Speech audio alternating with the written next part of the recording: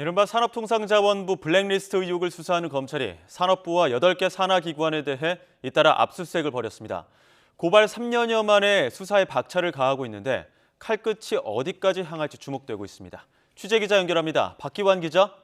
네, 서울 동부지검입니다. 네, 검찰이 사흘 간격으로 대대적인 압수수색을 진행했는데 오늘 수사는 어떻게 이루어지고 있습니까?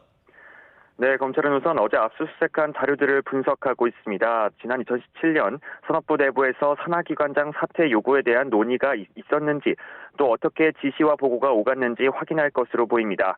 여기에 산업부가 각 기관 인사부서와 주고받은 자료에서도 사퇴를 종용한 정황이 있는지 들여다보고 있습니다.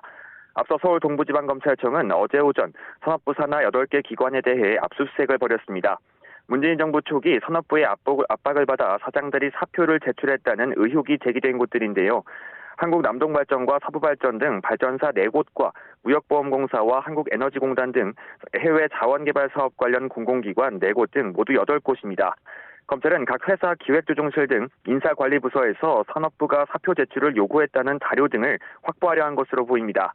검찰은 지난 25일에도 정부 세종청사에 있는 산업부 인사관리부서 등을 압수수색한 데 이어 수사에 박차를 가하고 있습니다.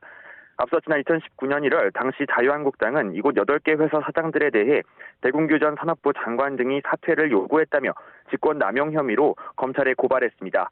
이후 3년여 만에 수사가 속도를 내고 있는 겁니다. 네, 의혹이 다시 커지고 있는데 저희 취재진이 당시 사표를 낸 사장들과 통화가 됐다고요?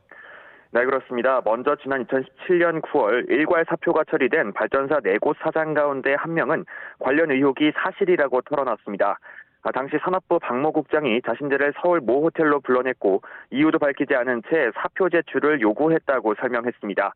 또 사표를 내고 싶어서 내는 사람이 어디 있겠느냐며 당시 장차관 모두 엮여 있을 것이라고 말했습니다. 그리고 지난 2019년 참고인 조사 당시 4개서 사장 모두 검찰에 출석해 같은 내용을 진술했다고 덧붙였습니다.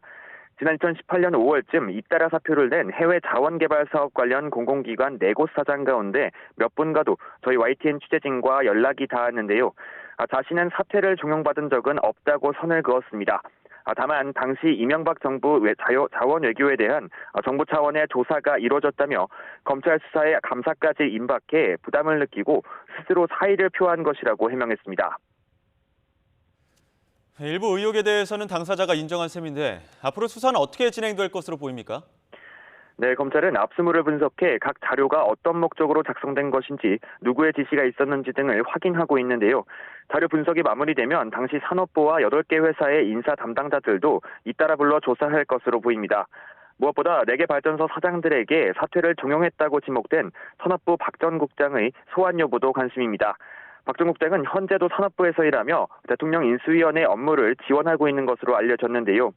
환경부 블랙리스트 사건과 비교했을 때 산업부도 당시 청와대 인사 관련 담당자들과 소통이 있었을 수 있다는 추측도 제기되고 있습니다.